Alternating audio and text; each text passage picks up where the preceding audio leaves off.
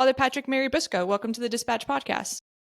Thanks so much for having me on, Victoria. Great to be with you. It's great to be with you too. So we are talking about the death of Pope Francis. And before we get into his legacy and what's next after Pope Francis's funeral and all that stuff, I kind of want to start with some semi-recent news, which was his meeting with J.D. Vance yesterday. I know it was a short meeting, but do you have any sort of insight into what was said during that meeting? It seemed to me to be just most importantly a personal exchange.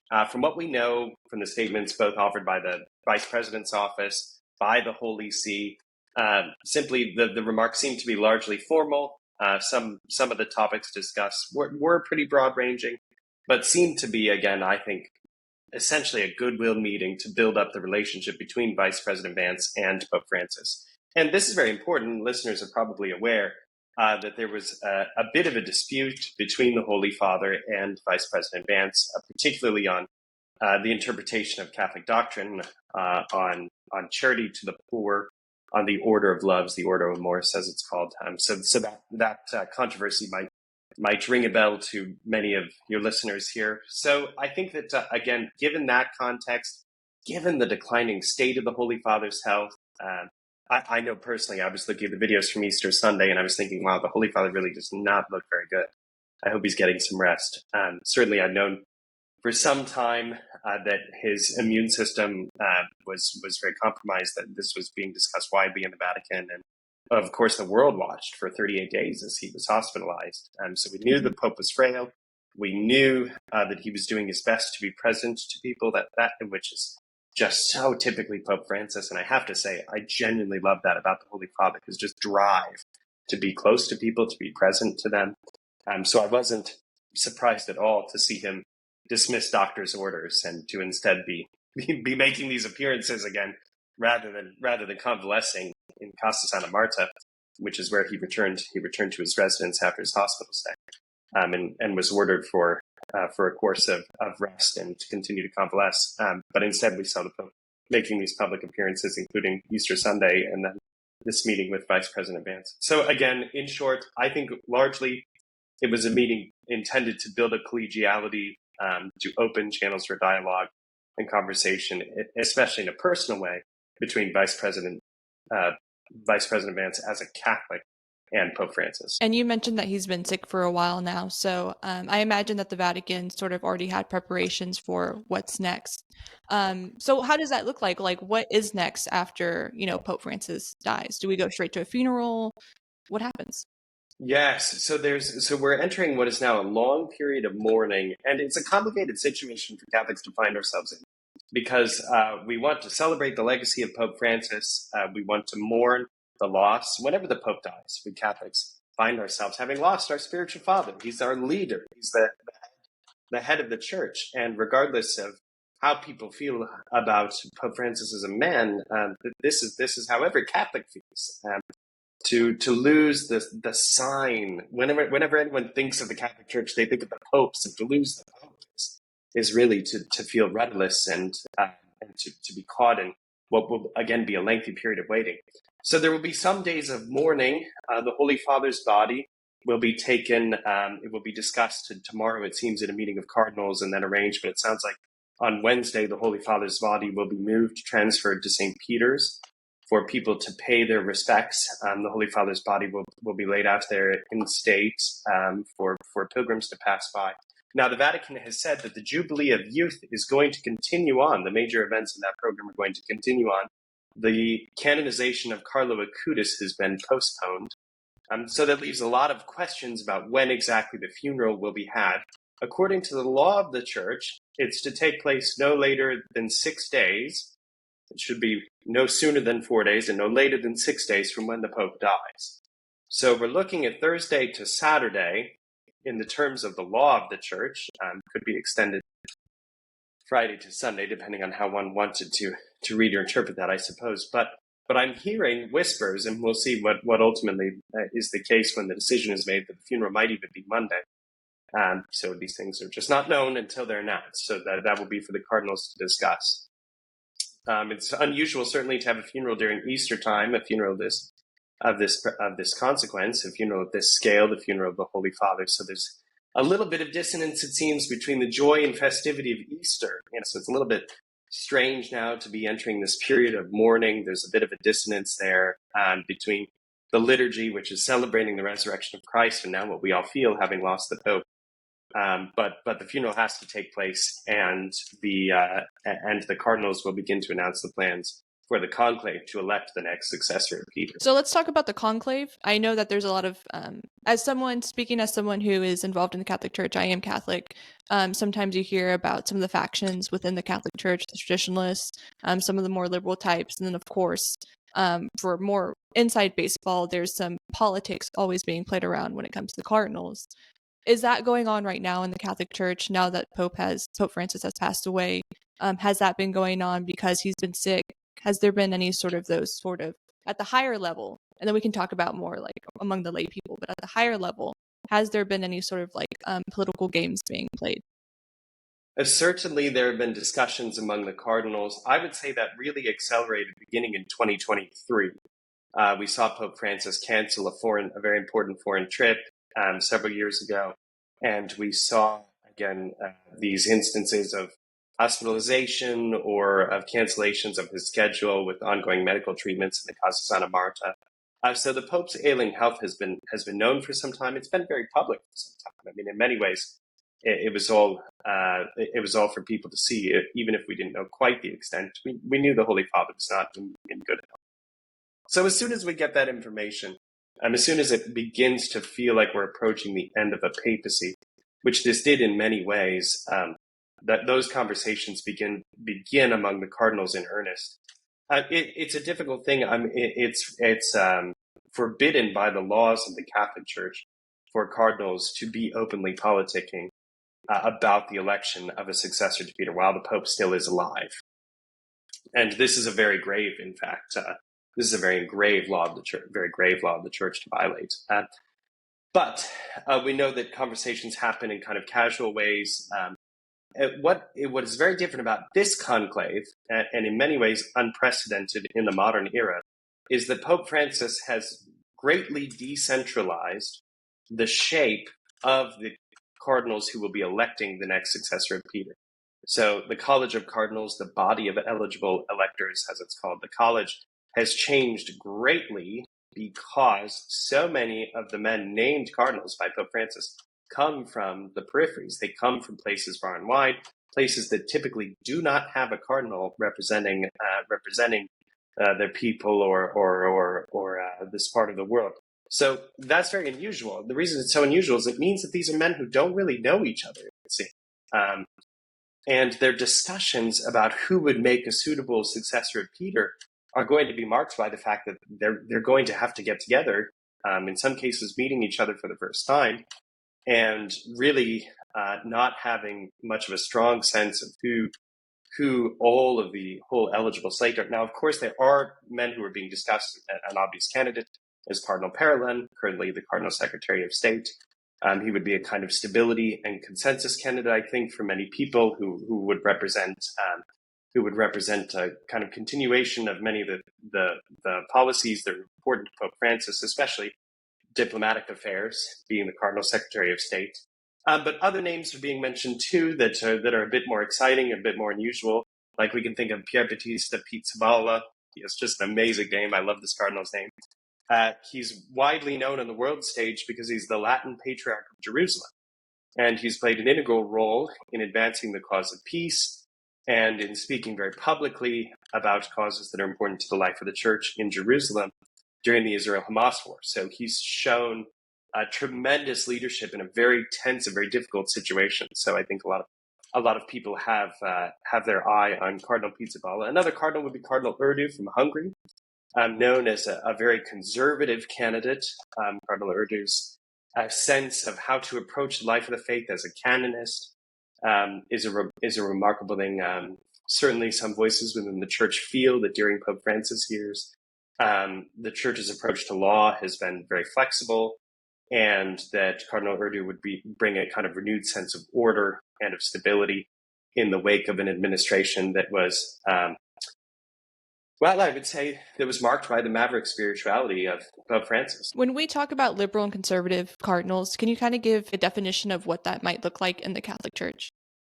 Sure. So it's important to do that because you're right, Victoria, to approach those terms with some caution because they don't exactly map on politically with how we use the words liberal and conservative when we're talking about politicians. Sometimes they do, but even very many cardinals that might be identified as liberal-minded for the Catholic Church would be social conservatives. So, for example, Pope Francis, despite his posture of openness, spoke very openly, repeatedly against abortion, against gay marriage, causes that would be part of the American left, and frankly, an increasing part of the American right that's not interested in social causes.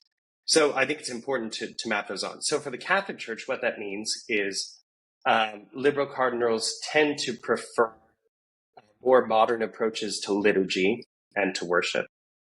They would tend to prefer a kind of openness to the discipline of the sacraments. So that means interpreting rubrics broadly as far as who would be available to receive the sacraments, would be eligible to receive the sacraments.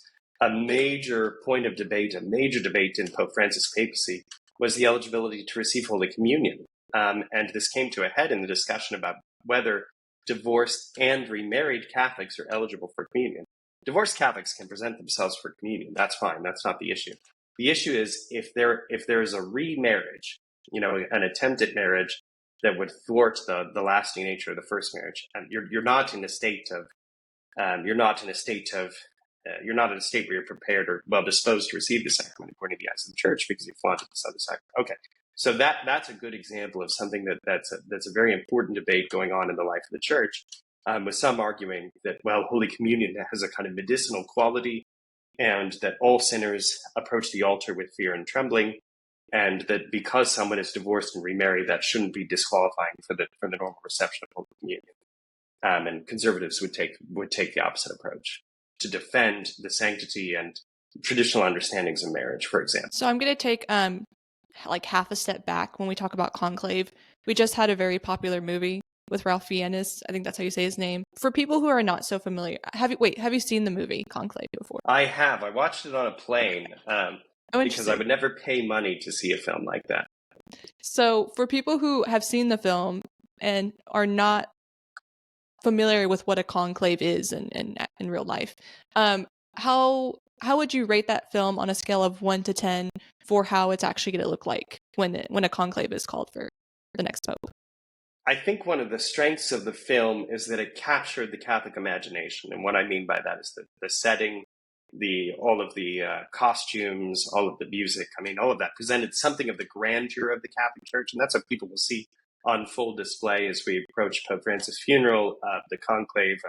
All of this will speak of the great tradition of the Catholic Church. And I think people responded to those elements in the film with enthusiasm. And I have every expectation that they will respond to them with great joy when they see them broadcast across the globe as we celebrate Pope Francis' legacy, pray for the repose of his soul, and prepare to welcome the next successor of Peter. Now, that said, I think that the film failed grievously in its depiction of the cardinals. So again, when you were asking, what does it mean to be a liberal cardinal? What does it mean to be a conservative cardinal in the eyes of the church? I think the film failed to present men that were multifaceted. I mean, the cardinals of the church are very well educated. They're very accomplished men, and they're just multifaceted. And their approach to the election is not going to be as simple as was presented in the film. So I think one great weakness of the film is that it presented the cardinals as cardboard characters, more as caricatures than the complicated men they really are. From my understanding, you were at the funeral of Pope Benedict. Can you tell us a little bit about your experience at that funeral and how Rome was like? Yeah, when Pope Benedict was considering resigning his office, it really took the world by storm. We were all shocked that he stepped down from the papacy. And so I've heard about it. This is what I wanted to share, Victoria. I heard about it because I was in seminary, of course, and we pay attention to these things. And we'd all gotten up. It was just like a normal day in the seminary in February. And the superior of our religious community stood up in the middle in the middle of our chapel and made an announcement before our prayers. He said, "Brothers, Pope Benedict has resigned the papacy." And we were just stunned. We all just sat there completely shocked. It was very early in the morning as we're just beginning our morning prayers. No one expected his resignation. So the election of Pope Francis, I think, was certainly another surprise. In one way, it subsequently has been revealed that Pope Francis was a possible successor to Pope John Paul II. So in one way, his election really should not have been viewed as a surprise. Looking back, we have the perspective of history and this information having leaked out from the conclave, so we know that now. But there are many aspects of who Pope Francis chose to be as Pope that were extraordinarily surprising. Pope Benedict's funeral was a deeply moving affair because all of Rome was marked by a somber and mourning tone. You could really feel the sorrow of people, and it was curious, especially curious because Pope Benedict was not the reigning pontiff. He had resigned. He was the Pope Emeritus who had died. It was the retired Pope, as it were, who had died. So I think that feeling of sobriety, that somber tone, will be all the more acute now that we mourn the loss of Pope Francis. So when I arrive in Rome on Wednesday morning, I'm sure that it will be quite evident that heavy tone will be quite marked throughout the city. And kind of wrapping up this conversation, I understand that Pope Francis, just from being a practicing Catholic myself, there are some opinions that a lot of different factions of the church have about Pope Francis. You have the traditionalists who are more in favor of the Latin Mass, and then you have some more sort of like liberal, in the Catholic sense, liberal that you mentioned earlier, who really liked Pope Francis, and of course his passing is going to be very sad for everyone. But can you explain maybe like some of the more like the tension within his papacy, like why he caused a lot of like talk on social media and why some people weren't necessarily the biggest fan of him? Absolutely. Fundamentally, I think the one of the characteristics that we're going to be seeing as having really defined as a definitive characteristic, in fact, of Pope Francis' papacy is that he was a kind of spontaneous person. He was off the cuff. And in some moments, it was extraordinary. He was so kind. I mean, I think back to the first image of Pope Francis that took the world by storm, where he picked up the boy with cerebral palsy in the square of St. Peter and held him to his chest. I mean, my goodness, I'm like beginning to tear up just thinking about it now. It's so moving. It's so extraordinary. So the kind of spontaneity that had the ability to really touch people's hearts was an extraordinary thing. That same spontaneity and way that he would kind of react off the cuff, I think, however, became difficult when he would comment on matters pertaining to faith or morals, because, of course, as Catholics, we don't believe that everything the Pope says is infallible, actually. And that our confidence in the Pope's leadership is not marked by a belief that his every pronouncement is to be held as sacred divine revelation. That's not how we approach the Pope. But it did make it difficult, especially for American Catholics who love the papacy.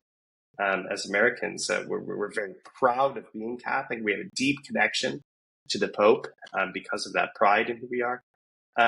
It caused us a lot of consternation when those kind of off-the-cuff comments seemed to challenge social norms that we found ourselves defending. So, for example, I've had to teach many times what the Catholic Church believes about marriage, that it's between a man and a woman, that it's definitive and absolute for the whole of one's life, for example. These are controversial and difficult teachings, and to have Pope Francis kind of remark something off the cuff about what it means to be a homosexual, it seemed to undermine that teaching. I think there are many people that felt that way. People who would respond to these kind of off the cuff comments in a kind of difficult or complicated way because they felt that the Holy Father's remarks had undermined their own witness to the faith. That said, all of that played out in a kind of macro scale in the way the Holy Father approached traditionalists and expressions of traditional Catholicism. We should be very clear that there are some strains of traditional Catholicism that profess things and hold to things that are repugnant to the Catholic faith. For example, it's very common in radical Catholic circles to find strong strains of anti-Semitism. This is a deeply problematic thing. Anti-Semitism must be denounced constantly. and vociferously by the church always. But you find this kind of pockets of rebellion, for example. And I think Pope Francis chose to respond to those corners of the church really in a way that I would characterize as heavy-handed and authoritarian. And it's not to critique the Holy Father for that. It's to say simply that's what the response was. And it's to show that there are good reasons why the Holy Father was concerned about what was being taught in some of these circles and professed by some of these movements. I mean, Pope Benedict had offered an olive branch to one of the Lefebvres, a traditionalist separated bishop, and it subsequently came out that the man was a Holocaust. This is deep and complicated with respect to world affairs, and the Catholic Church should not hesitate to condemn this kind of ideology that's extremely offensive. But I think, unfortunately, what got caught in the crosshairs was a love for traditional worship that doesn't necessarily embody all of that ideology. And this was particularly difficult for a lot of young people, young Catholics, especially in America, who have found a great love for the church's tradition, for traditional Catholic worship, that isn't necessarily married with the ideology, which I think Pope Francis rightly wanted to vociferously denounce. So that's my take on one way we can see how some of these tensions began, where we can come to understand why the Holy Father reacted the way that he reacted, and why many Catholics are concerned or possibly even feeling wounded by some of that reaction. And so wrapping up this conversation, I kind of want to do, because this is the dispatch, I kind of do want to bring in the sort of like politics also within what's going on. Yeah, I think it's necessary. It's all related. It is all related. The Pope is the head of state. Yes. When it comes to like the Catholic Church in America, when it comes to the Vatican, how do you see the future of the relationship kind of evolving? Do you think it's going to stay the same? Do you think it's going to change? What are your predictions, or what is your take on how that relationship might what's the future of that relationship? Well, I think what's most interesting about this question is that it's held almost entirely in the hands of the next pope, because we're not going to see a transition in leaders in America anytime soon, President Trump having just recently been elected. So it will really depend almost entirely on who becomes the next pope and how he responds to America's approach on the world stage. And, that could involve how certain international crises continue to evolve. I mean, these last years have been excruciating, with the war in Ukraine, with the conflict in the Holy Land. Pope Francis was an advocate for peace always. And I think that he will, the successor of Pope Francis, whomever he is, will be a ready and eager partner, someone who will want to work with the Trump administration to bring about peace, to end some of these ongoing conflicts, and to stabilize some of the tumult that we've seen in world affairs. Well, thank you for joining the Dispatch podcast. We really appreciate your time today. I know you especially are going to be so busy with everything that's going to be going on in like the next 2 weeks, 3 weeks, as the conclave is called and as Pope Francis is laid to rest. Happy to be with you, Victoria. God bless you.